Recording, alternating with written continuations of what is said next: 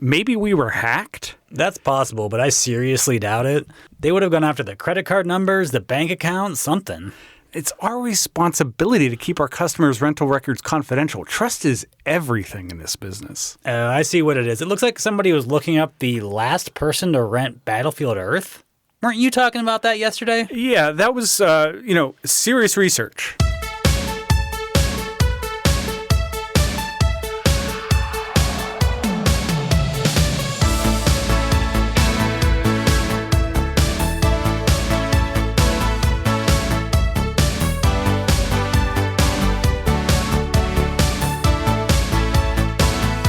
Welcome to Rewind Video. I'm Bob. I'm Rob. And we love movies. Good ones, bad ones, old ones, new ones, movies everyone knows about, movies no one knows about, and everything in between.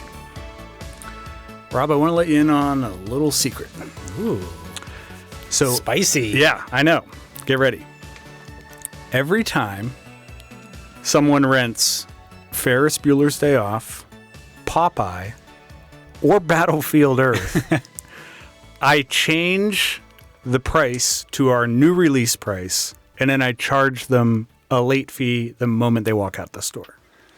Why would you do that for Ferris Bueller's Day Off? I mean, I know we haven't talked about Ferris Bueller in a while, but you also know my feelings on it, especially since we've been doing the podcast. And I just wanted to come clean with you about how I'm punishing these people in the only way that I know how. I'm not sure that's fair. I'm not okay with this. Okay. Well, But I'm not going to tell management about it either. okay. All right. It can stay between us? Yeah. Great. I mean, do you have a secret you'd like to share? I am the only person in the store that knows the secret recipe for the Szechuan sauce popcorn. Really? Yeah. So when that's available, it's your fault. Yes. Okay. That's why we have lines around the block at the popcorn machine. I see. Wow. A revelation. Yeah. And you wouldn't be open to sharing that? It's a secret. Of course. Well, since we're in the spirit of mostly sharing secrets, we might as well talk about the staff recommendation shelf. You and I have the noble task of stocking said shelf with films that are deserving of our customers' attention. Each time we swap in new movies, we adhere to a theme. And this week's theme is secrets. What happens in Rewind Video stays in Rewind Video. Yes, ish. Except whatever's on the podcast. Right, In which yeah. case, literally anybody can listen to it. Yeah, this was a fun theme. Aren't they all? They are. They're all fun in their own way. I have Yeah. some things to say about some of these movies that are quite fun to say. Uh-huh. Yeah. And I think this was a fun group of movies for the most part. It was it's a mixed bag. Oh, yeah? I mean, just looking at my star ratings, I don't know that I've ever had a group of star ratings cumulatively lower than we have today. Yeah, that includes my own movies. Oh, wow. Just curiously, just looking at it, but it is an interesting group. Yeah. We're spanning some genres here and doing some different things. Secrets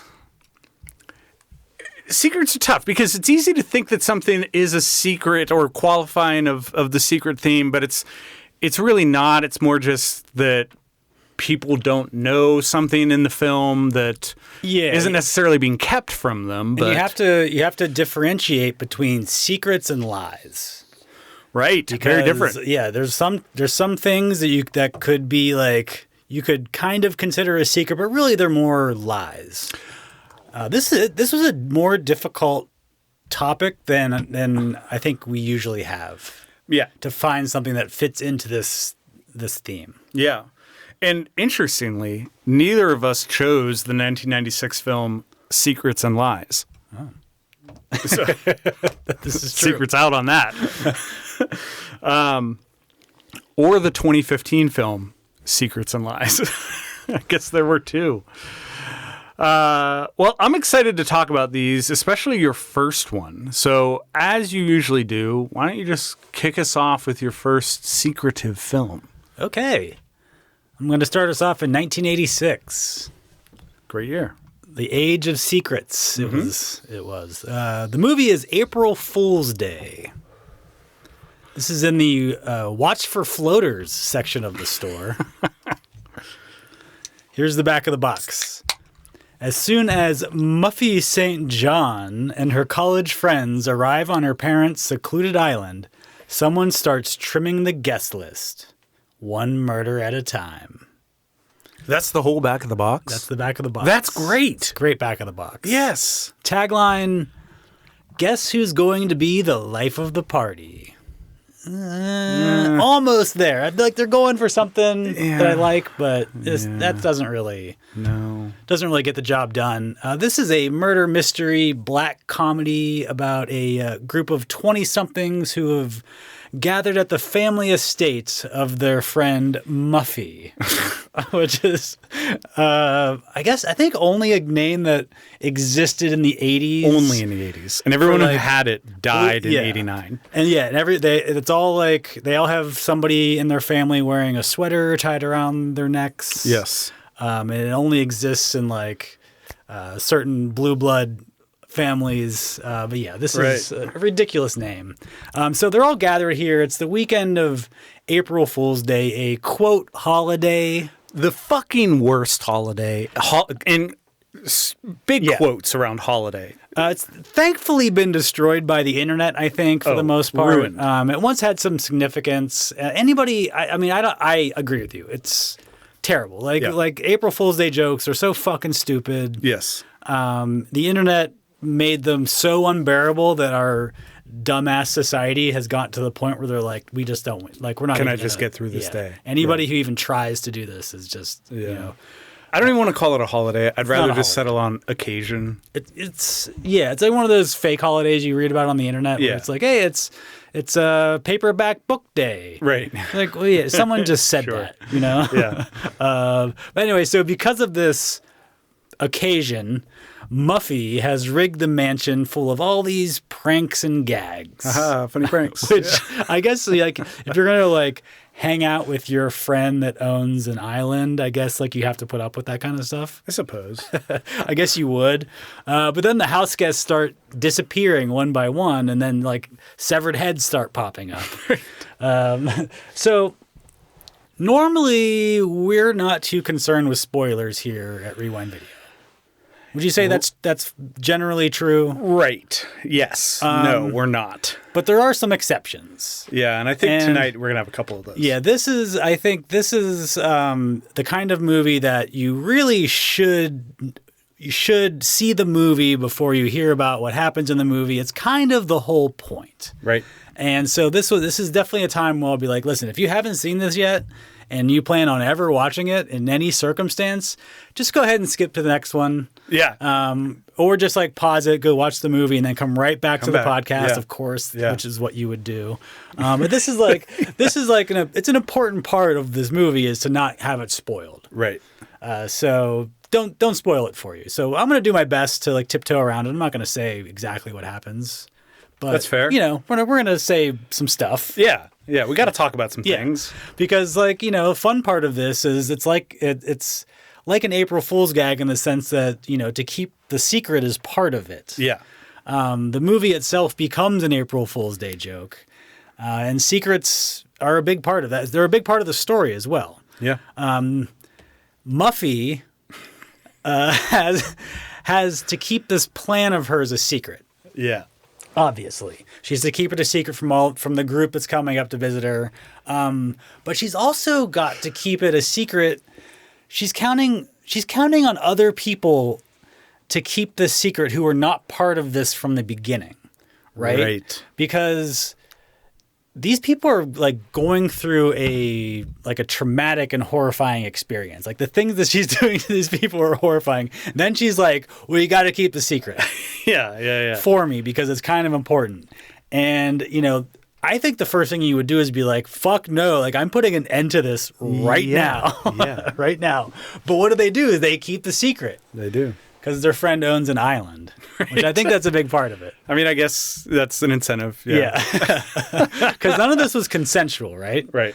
But I did think it was very funny how, like, after the secret is revealed to everybody, Muffy explains how, you know, actually this is kind of a business idea, you know? Yeah. I was kind of waiting for the next scene, like where she like pitches them on like an investment opportunity. Like, do you guys want to invest in my business? Yeah, but at the same time, I mean, how do you pitch this business without revealing the secret?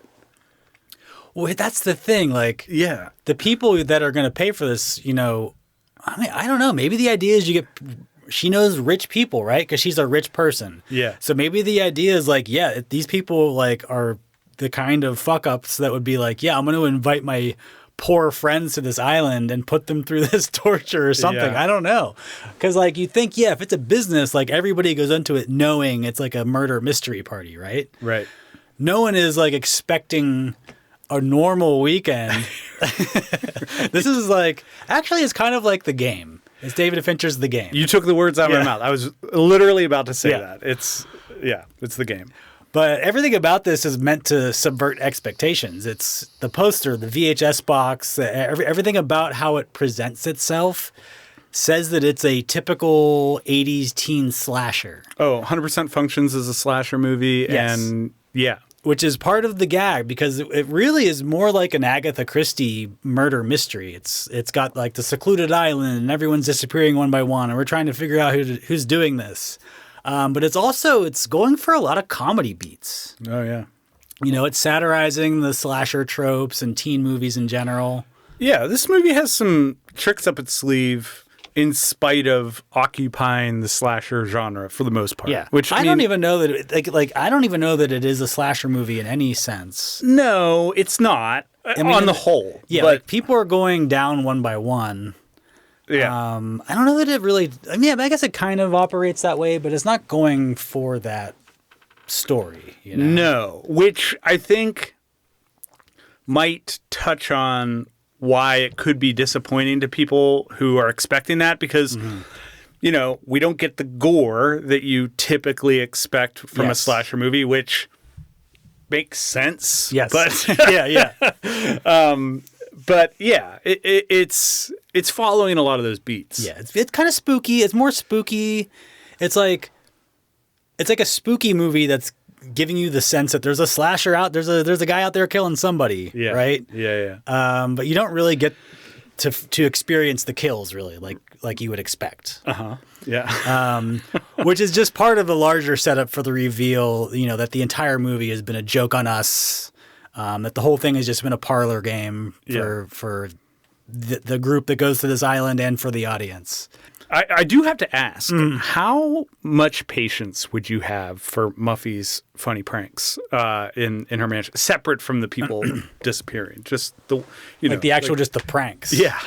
Not a lot. No, neither would I. Not a lot. I'd be like, come on. How long I'd make it? I'd be like, Yeah. you know, get me the fuck out of here. I respect that you have an island. But I think you're kind of stuck there. That's kind of the point. Like, so I guess you kind of like, I don't know. It wasn't like a cool group. It wasn't a cool group of people.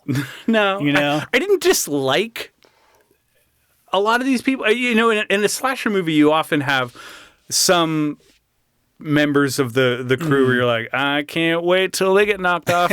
And that wasn't really the case here. I didn't love anybody, but at the same time, you know, like seeing Biff was great. Biff's not totally. You know, but I didn't feel like I want to hang out with any of these people. If any of these people invited me to an island for a while, I'd be like, well, I don't know, probably not. Right. How big is the island? How far away from you? How far away can I get? Sounds annoying.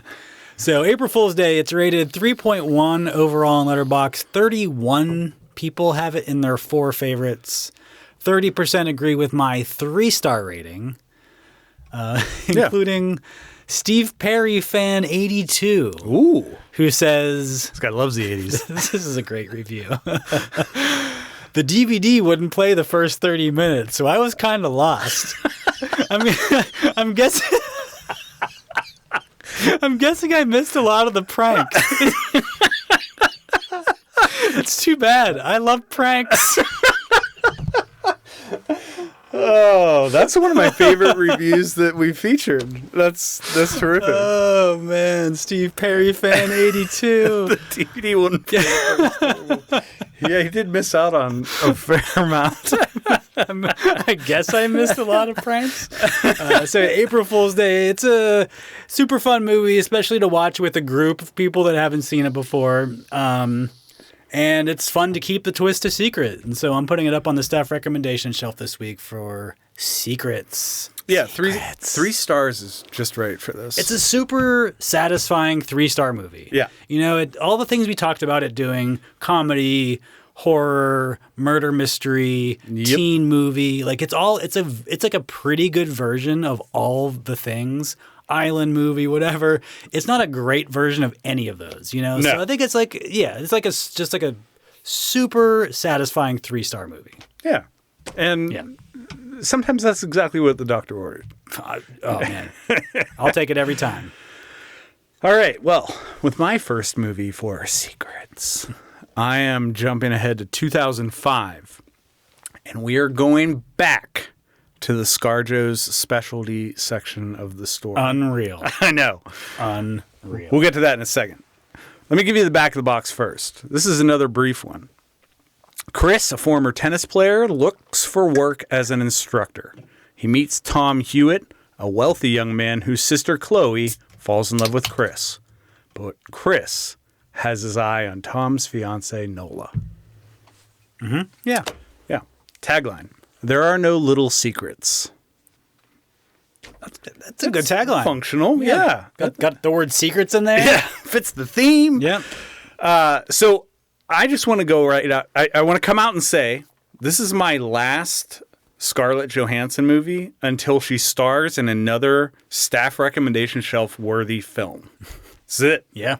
I've conquered all of the. How many have you chosen already? I think I've chosen 4. I think it's at least 5. But no, we can look back. We'll look back. We'll look back. I mean, my position remains the same, which is that she's great when she's either playing an alien like she did in Under the Skin, a computer like she did in Her, or a bad actress like she does here. Here's the thing.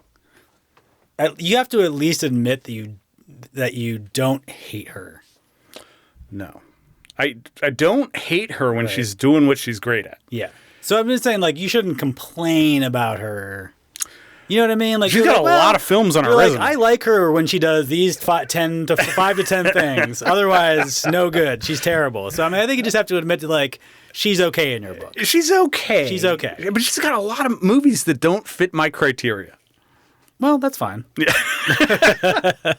I think I also Michael Keaton's made a lot of movies I didn't like that's too. True. Like, I'm that's not true. gonna say I don't like Michael Keaton. I think I also plucked for the shelf Lucy, where she was a bad actress.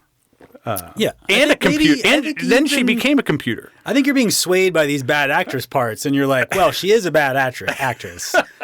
Ergo, I dislike her. Yeah. Well, we'll see. We'll see. See if any of her movies make it onto the shelf after today. I guess we will, yeah. So this is directed by Woody Allen, notorious piece of shit Woody Allen, and it is a psychological thriller that delves into the themes of ambition, desire, lust, deception, and it's set against the backdrop of London's elite social circles. These are all hoity-toity people saying hoity-toity things. We get Jonathan Rhys-Meyers as Chris Wilton. Matthew Good is here. Brian Cox shows up. Scarlett Johansson, of course, is the fiancée Nola. And big old dangerous love affair. That's what's going on. We got a love triangle. Maybe it might be a more complicated shape than a triangle. Yeah. But this is something of a response or a debate with Fyodor Dostoevsky's Crime and Punishment. It also deals in themes that Alan has visited before with crimes and misdemeanors and love and death. But how does it fit the theme? A lot of secrecy here. Chris Wilton's affair with Nola Rice is kind of a careful, well, not kind of, it is a carefully guarded secret. He's hiding it from his fiance and their family.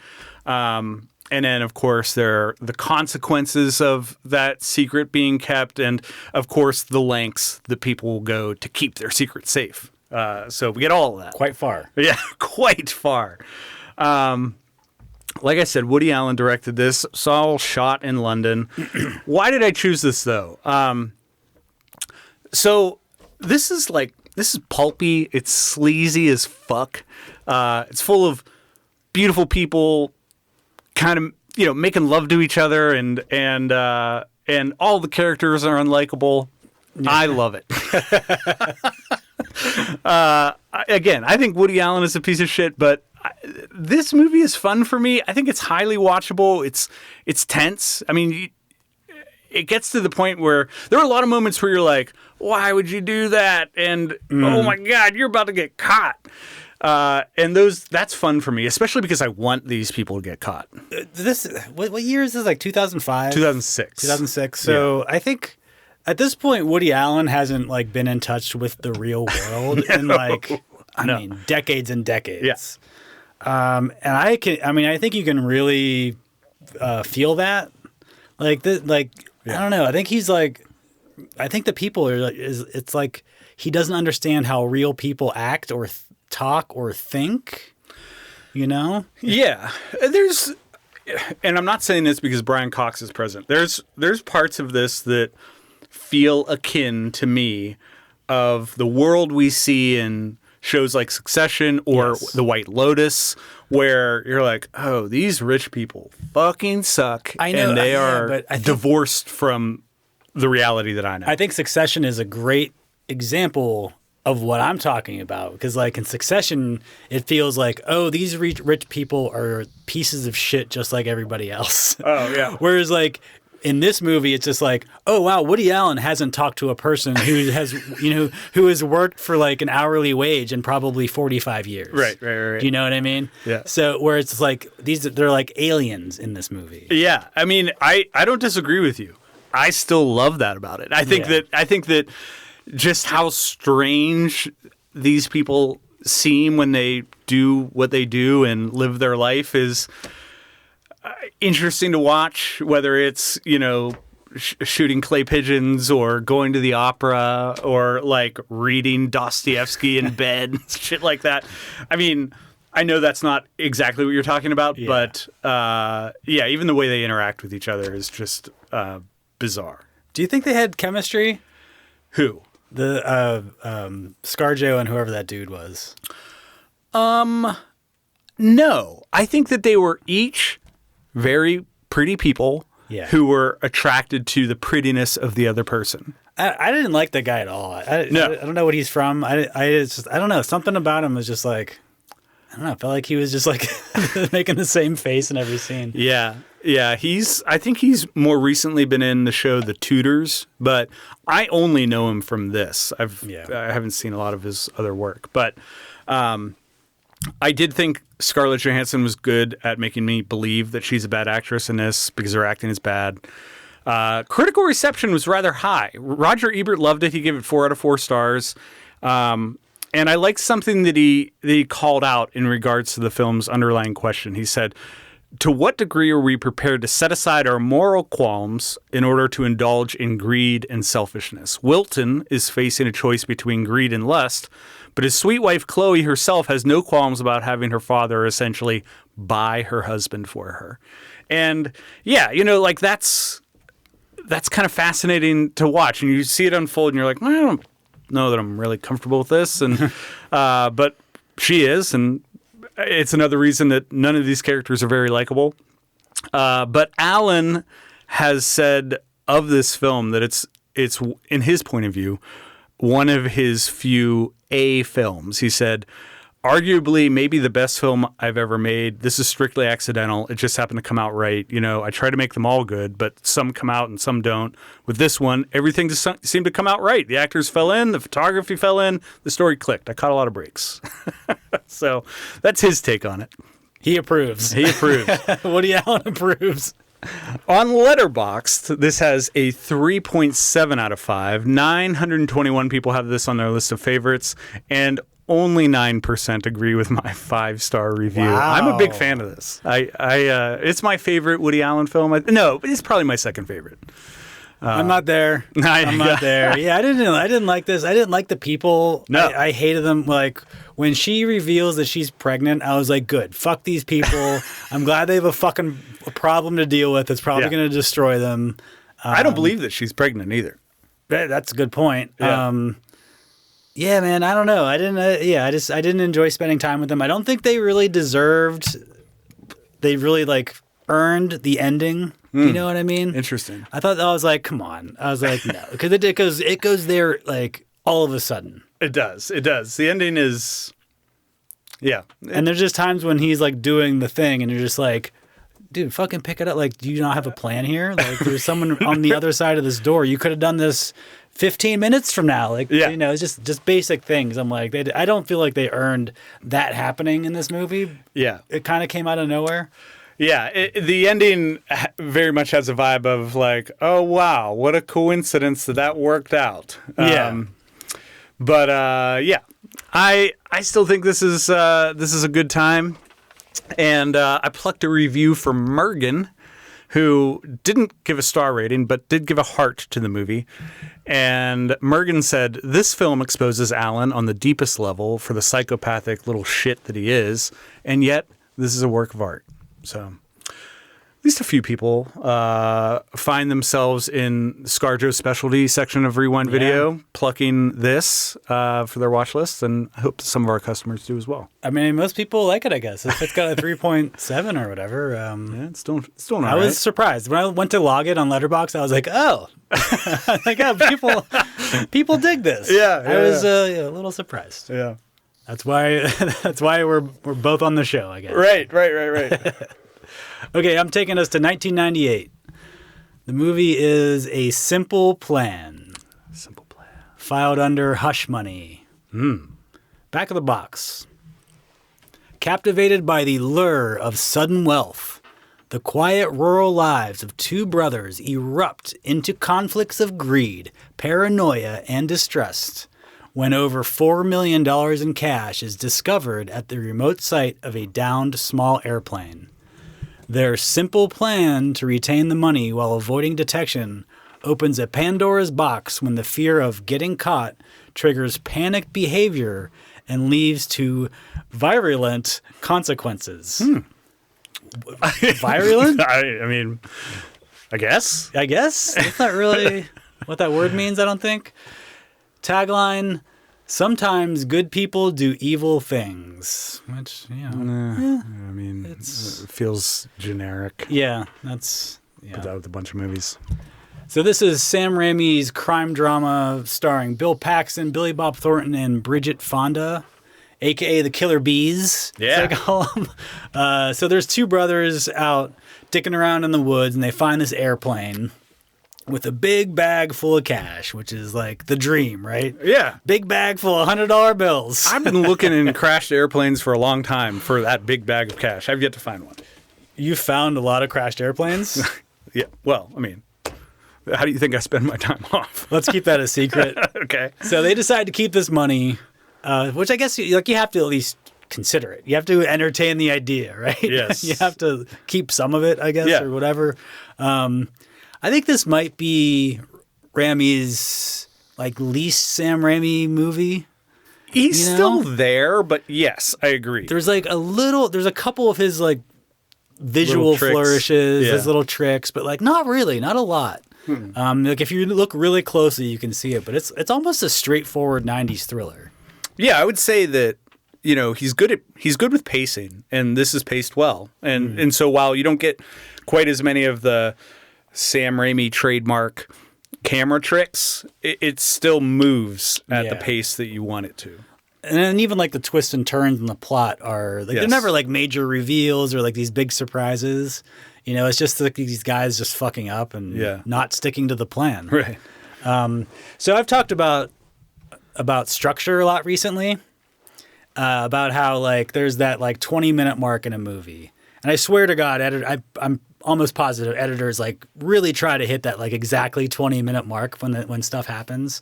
But I call it like the poster moment.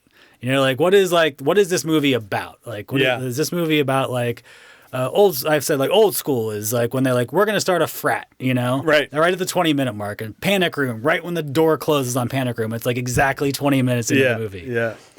So this movie, you know, they find the money in the airplane. And that happens at like 10 to 15 minutes in. Yeah. You know, what is the poster moment of this movie?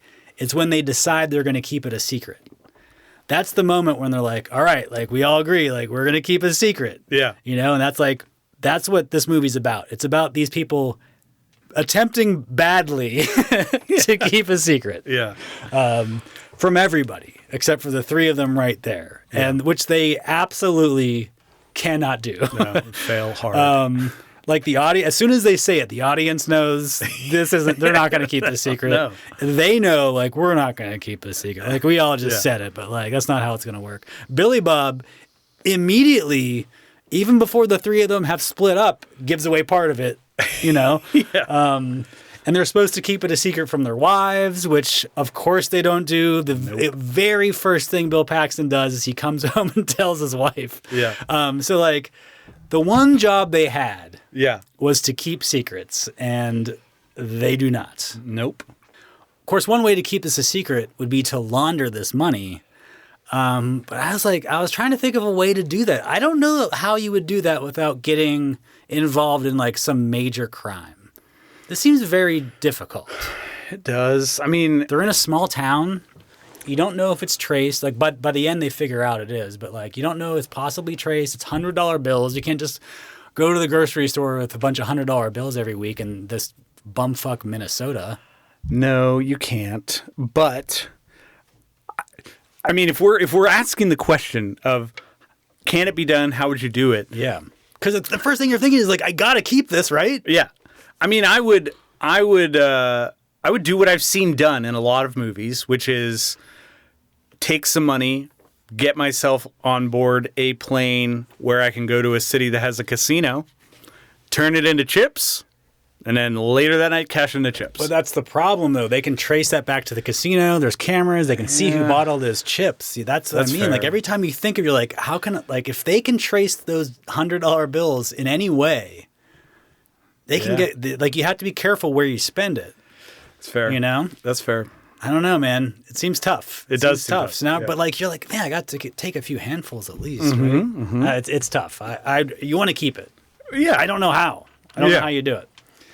But one of the best moments in the movie is when Bill Paxton is asking Bridget Fonda, you know, like, what would you do if you found a bag full of money? Like, theoretically, what would you do if you found a bag full of money? And, you know, she's giving, like, all the right answers, like, all the stuff you're supposed to say. And then like, he brings the bag of money in front, and it's right in front of her, and she can see the money. Everything changes. Yep. You can, like, see the universe bend around this bag of money. You know? Like, as soon as it stops being theoretical and starts being real, like, everything changes. Like, her brain just flips upside down. Yep. And you can see it happen. It also is funny how her character is kind of a human true crime podcast way before those existed. Yes.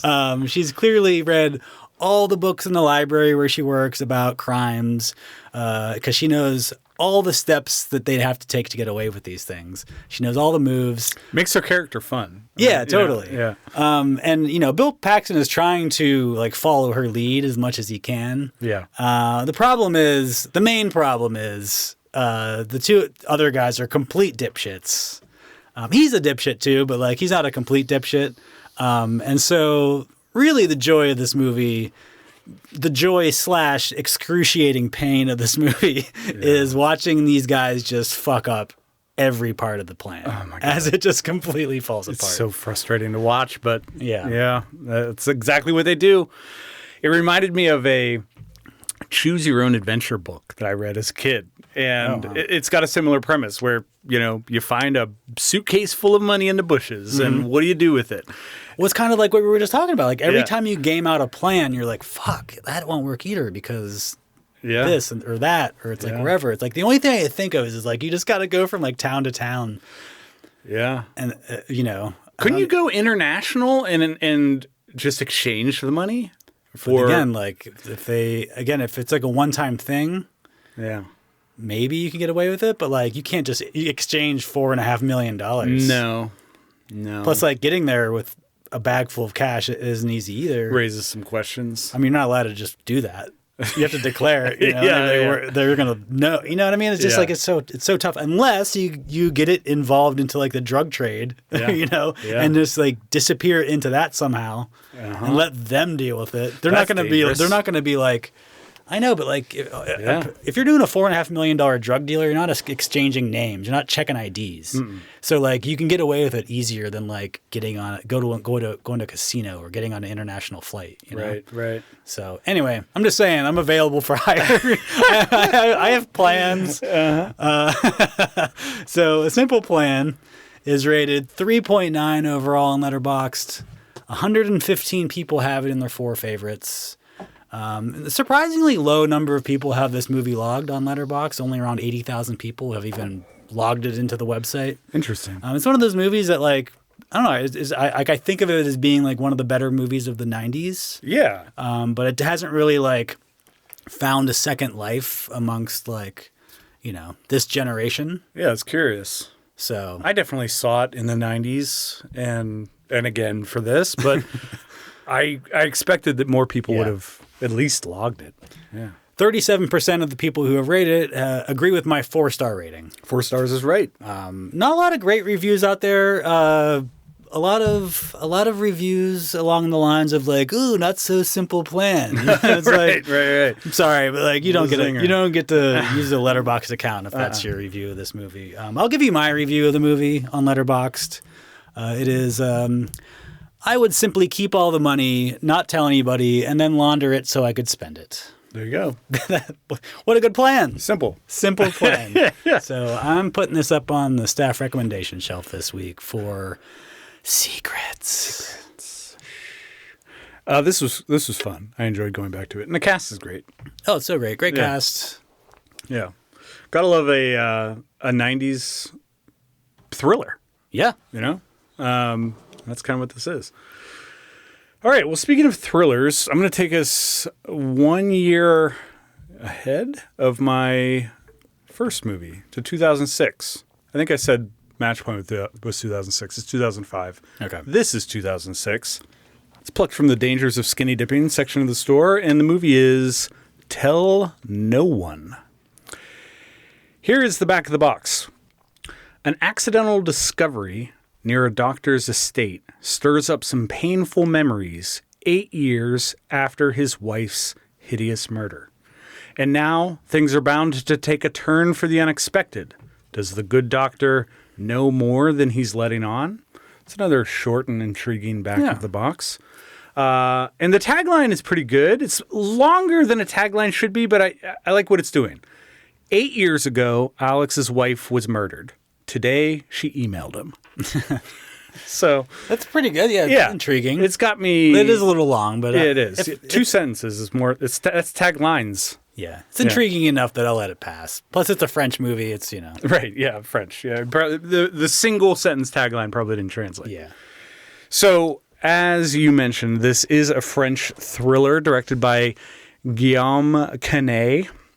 The film stars a bunch of people that we wouldn't recognize.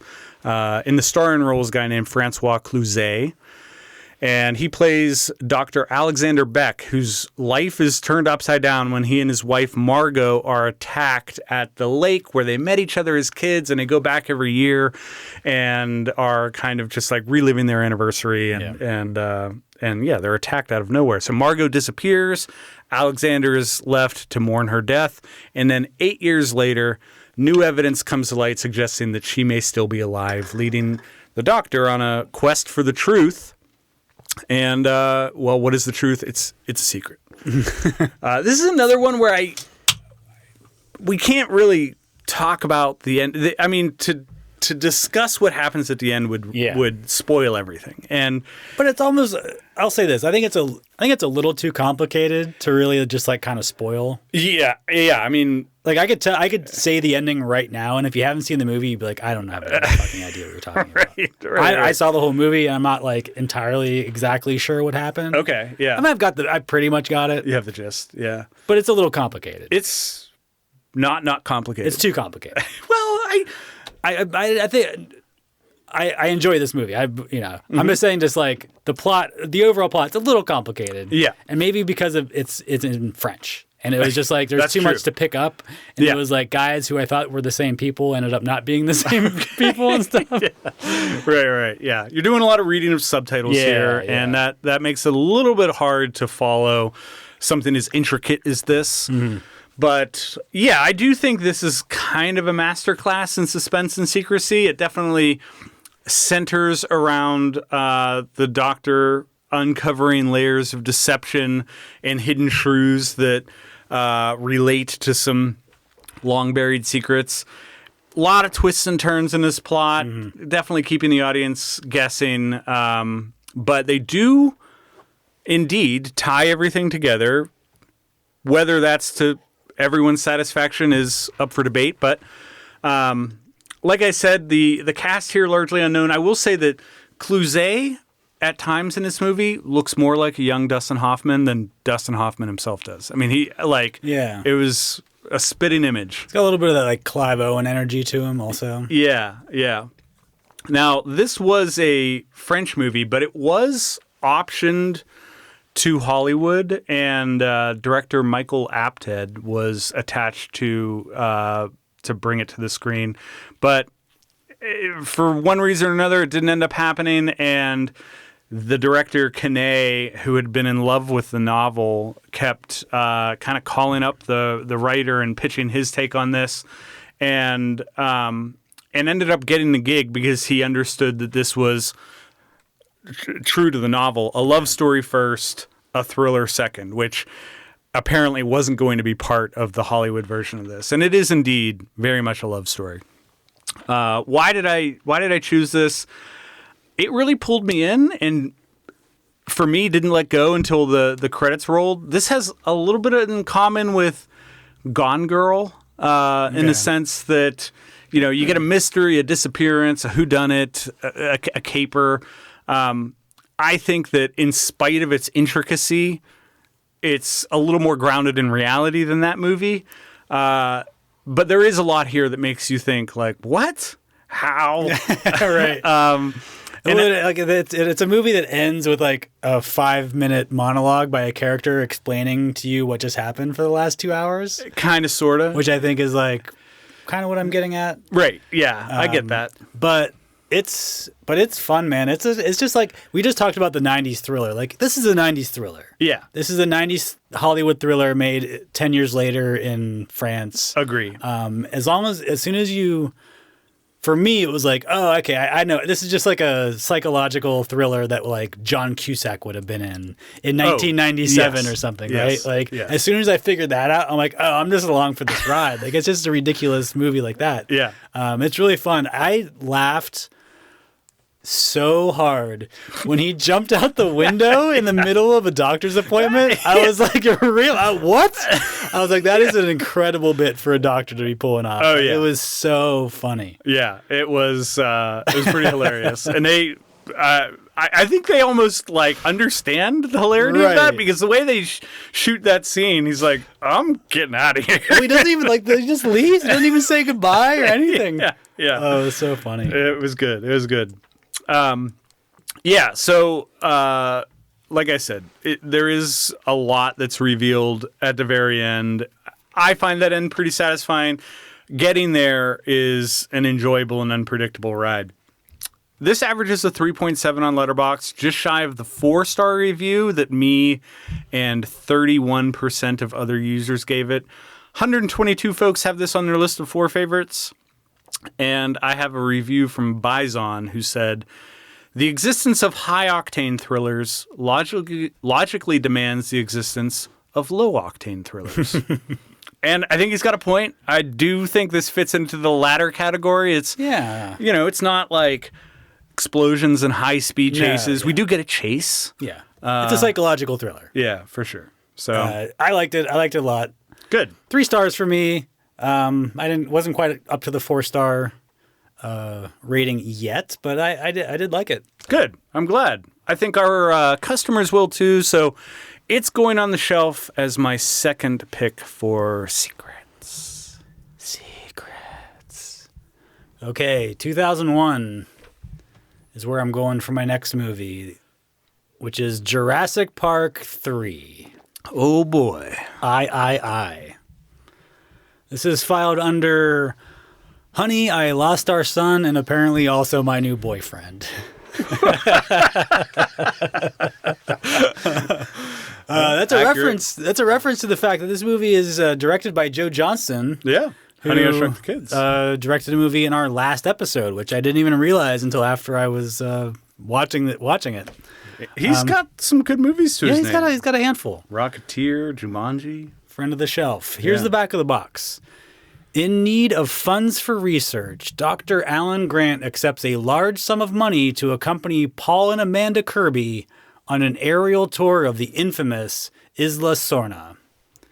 It isn't long before all hell breaks loose and the stranded wayfarers must fight for survival as a host of new and even more deadly dinosaurs try to make snacks of them. Got a little informal at the end. This time, it's not just a walk in the park. That was the tagline. I mean... Lame. Yeah. It's fucking lame. There was never a walk in the park. No. Like, the one time they were at the park, which is only the first movie, not a walk in the park. It was a disaster. Certainly not, yeah. Yeah, a lot of panic. So I'm pretty sure they used the I in the title here just so they could do the claws scratch. Yeah. Because there was no Jurassic Park 2, It was Lost World Jurassic Park. Mm-hmm. So they made the specific choice to go for the I just for that. Seems kind of dumb. But one whatever. of many dumb decisions related to this film. So this is the sequel that brings Dr. Alan Grant back to the islands of Jurassic Park. Not the same island he was on before. No, that was Nublar. Yes. It is the island that they start at in the second movie / book. Laura Dern also comes back peripherally. She's not really part of the story. Téa Leoni and William H. Macy lure him back to by offering him a bunch of money to come on this tour. They're supposedly like going on a tour of the island just to look at it, when in reality they're searching for their son who went missing in a parasailing mishap. The worst kind of mishap. One of the worst. There's something about Téa Leoni that I've never liked. She's very good at playing unlikable characters. I think that very good.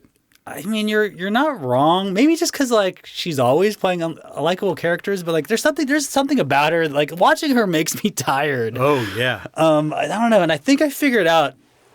She has the energy of. Do you ever like when you were a kid? Do you ever like play in your neighborhood with a bunch of kids, and like you know how like parents would come out and be like, "What the fuck are you kids doing? Like, go back inside or whatever." Yeah. She has the energy of like the mom or the lady in your neighborhood who would do that, but like nobody knew who she was. Right. You're like, who is that lady? Like, it's none of our. Like, I don't know who the fuck. Like, why does she think she can yell at us? You know? Yeah. And she's just like that. She's like the AI version of plain white woman. Yeah, she's the type of person who, after she's done talking, you think, she sucks. She sucks. And like I don't know, something about her just really bothers me. And I hate to say that about actors and stuff, but like, man, she just sucks the energy out of any scene that she's in. Yep.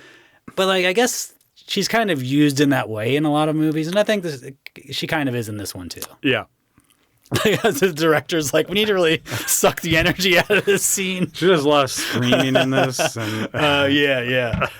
So she and William H. Macy are keeping secrets from Sam Neill about why they're on the island. They tell him they want to go for a tour when really they're looking for their son who just like floated off somewhere. Right?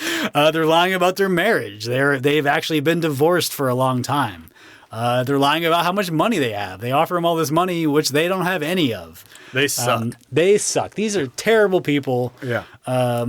Which I completely blame Téa Leoni's character for. Yeah. William H. Macy just seems like he's along for the ride. A little bit. I guess I gotta find my kid. But, you could almost call those things lies of omission. I don't know if, I guess that's kind of technically a secret. They're keeping secret from Dr. Allen the truth of Dr. Grant. There's another secret in this movie where the Billy character, who is Sam Neill's assistant, he steals these raptor eggs, which is causing the raptors to come after these people. But he keeps it a secret from his group because he knows they obviously would be well, don't do that because we're gonna die, which he knows, but he does it anyway. Right. So I think this is the one choice of mine today where I'm kind of stretching. This movie isn't about the secrets necessarily, but there's secrets. Secrets are being told. Secrets are being told. Secrets are being kept. Yeah. Secrets are being unveiled. Yeah. So there are secrets in this movie. But why did I recommend it? I think of all the Jurassic sequels, this is my favorite. What? This is my favorite of the Jurassic sequels. Now, there's not a lot of great Jurassic sequels. Are you counting the new trilogy among all the... Have you seen those? I have. I mean, really? They aren't good, but I like them more than this. I disagree. Okay. I think the last one, not the one that's coming out this summer, but the last one that came out a few years ago is a fucking disaster. That didn't even have any dinosaurs in it. Garbage. No dinosaurs. Yeah. It was just a collection of all the people that have starred in previous movies. Yeah. But to me, this is, of all the sequels, this is the only one that understands the assignment. Ooh, interesting, because I think it misses an important part of the assignment, but you go. Okay. Tell me what you're talking about. So I think the Jurassic Park stories at the heart, and they're just junky sci-fi monster movies about dinosaurs. And I think because the first movie was a Steven Spielberg movie, right? It turned into this big Hollywood popcorn prestige project, right? And I think all the other sequels are just trying to be a Spielberg movie when what they should be trying to be is a dinosaur movie. A Starship Troopers movie. Right, a Starship, yeah. So this is the only sequel that was that's fuck it, we're a monster movie. We're just going to get these guys to the island. We're going to use the same fucking reason they had in the first movie. And then we're just going to have them run away from dinosaurs for the last, I don't know, 65, 70 minutes of this 90-minute movie. Yeah, this is a short movie, by the way.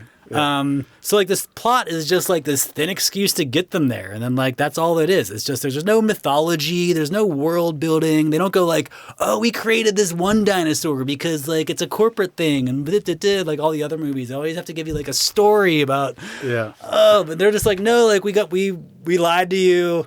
We brought you to the island and now we crashed our plane and we have to run away from dinosaurs. Okay. So interesting point. And I get that take. What I admire about the first movie and the reason that it is the best of the 6 that exist for me is that magical moment where you see these dinosaurs for the first time. Right. They aren't threatening, and it's just that sense of awe that you feel oh my God, there's dinosaurs are here. They're real, and it's amazing, and it's one of the quintessential moments in movie history. Oh my God, yeah, and the first movie got that, and I understand why Hollywood wants to make more Jurassic Park movies, in spite of the fact that this one did the worst among all the sequels. It still made a ton of money, and people just love going back and seeing dinosaurs on the screen. But I feel you have to have that moment where you're capturing that sense of wonder. And this movie never gives us that. The second one does. The first one does. They try to do it in Jurassic World, but only the first movie really gets that right. That's my point, though. My point is you're never going to get there again. No, you never. You can't chase that dragon. No. You do it once. In fact, in my opinion, I think the first Jurassic Park movie is a 4-star movie, and that might be a controversial opinion, because I feel the last half of that movie does not live up to what the first half of that movie is because of like that sense of amazement when you're watching it. You're just like, holy fuck, dinosaurs. It never gets back to, you never get that again, even in the first movie.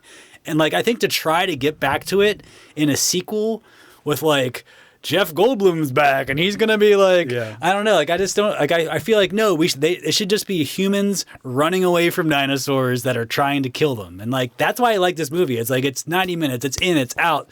The dinosaurs are like there's real violence in this movie, and like the dinosaurs really want to fuck people up, and like I don't know, it has the right tone. There's like a stop motion CGI look to it, which I kind of like because it just fits like the feel of it. I think we get more animatronics here than we're used to in Jurassic Park movies. I mean, I get everything you're saying, and it is doing exactly what you're describing. I don't know. I don't necessarily agree with your take on the first movie, which I mean you said is going to be perhaps controversial. I do think that it doesn't maybe recapture that sense of awe, but when it pivots to becoming a thriller and a chase movie, it works really well. And I have a hard time pointing to anything that any of the sequels are doing and feeling like, wow, that's effective. Yeah. You know? I mean, there's some of the Chris Pratt movies have parts of them that are cool and dinosaurs that are cool and but they're trying to do something totally different. They're trying to be like the next Spielberg movie. This franchise also really seems to think that the characters from previous films have enough cachet to them to bring people back, and it's like, I don't really give a fuck that Jeff Goldblum is back to unbutton his shirt and talk nonsense. None of that matters to me. I'd rather see new people and new adventures and dinosaurs doing different things in different places. Yeah, I mean, I think we've talked about this with some other properties where it's just like, take this idea, do it in a different way, but just be like, someone should be in a room going like, what can dinosaurs fuck up?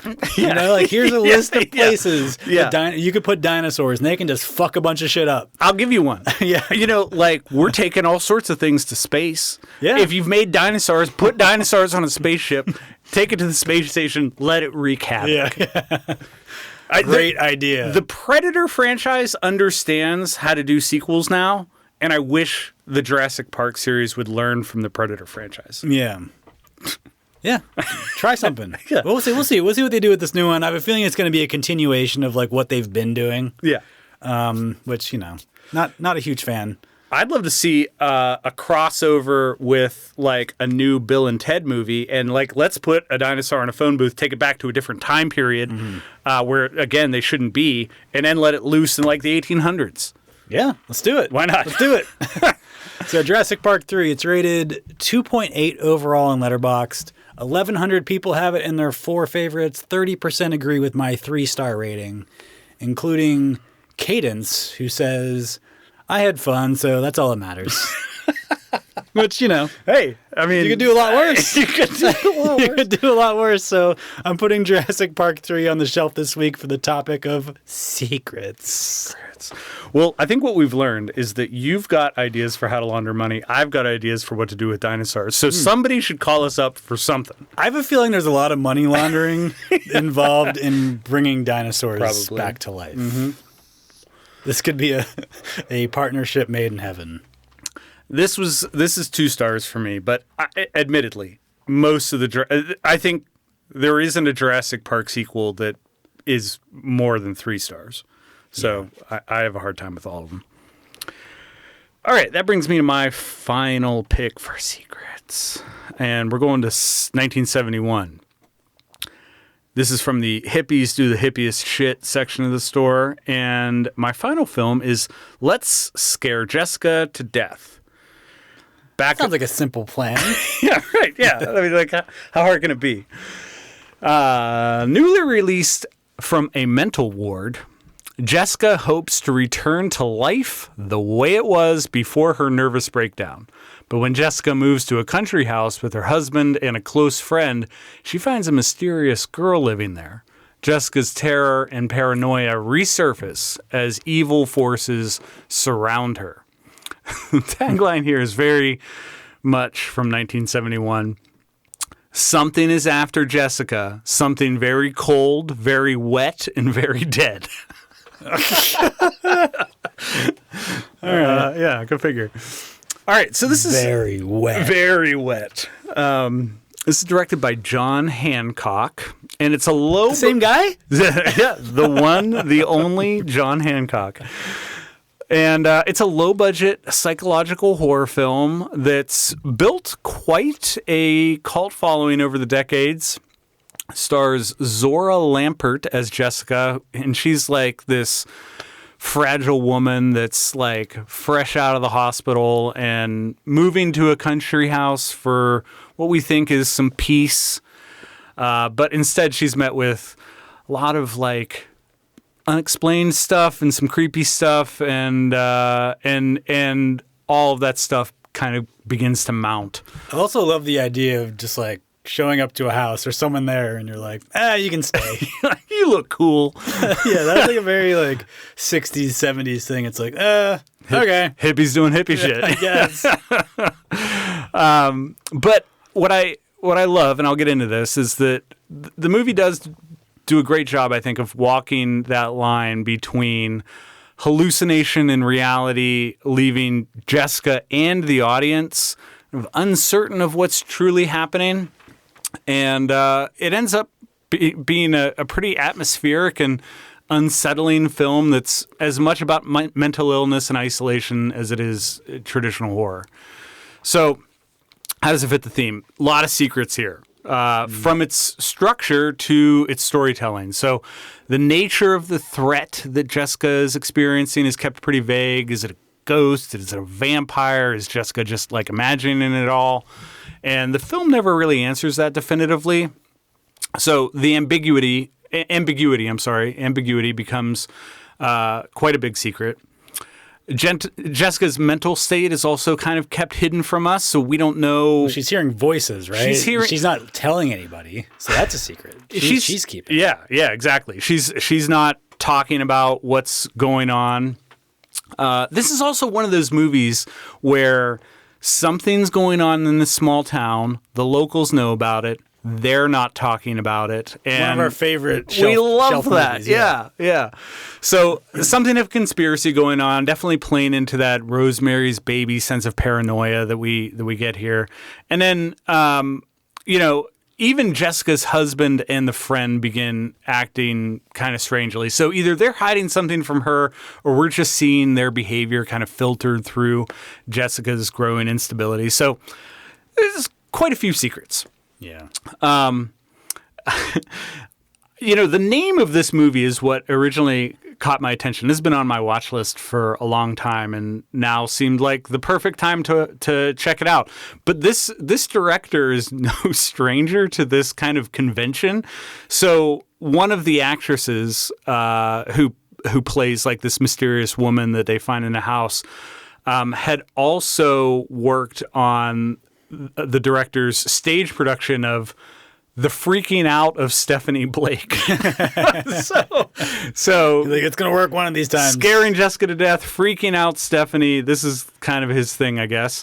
And the voiceover that you mentioned was added pretty late into the process, the editing process. At some points it feels like it's Jessica's inner monologue, and then at other points it's definitely like voices that she's hearing. But I think it's effective at emphasizing her mental disintegration. And the entire film shot on location in rural Connecticut over the course of about 4 weeks. Why did I choose this? So this is one of those rare horror films that I think is more felt than explained. It lingers with you. That sense of dread builds pretty slowly. Vibes. Yeah. It's like, what would like being in this house feel like? Yeah. I think this is really ahead of its time. For a movie made in 1971, it's doing some stuff that has even become familiar for the genre, but was absolutely new at the time. And for being as ambiguous with the ending and even some of the plot points. I was surprised that this is as old as it is and is doing what it's doing. So yeah, again, like I said, the secrets in this movie aren't just plot related; they're structural, they're emotional, they're kind of existential, and we get that quiet terror of not knowing if you can trust the people around you, which is something that I love. I love when questions are left unanswered. when you let strangers just live in your house, Yeah, all of a sudden you can't trust anybody anymore. it's funny because when they first encounter this woman,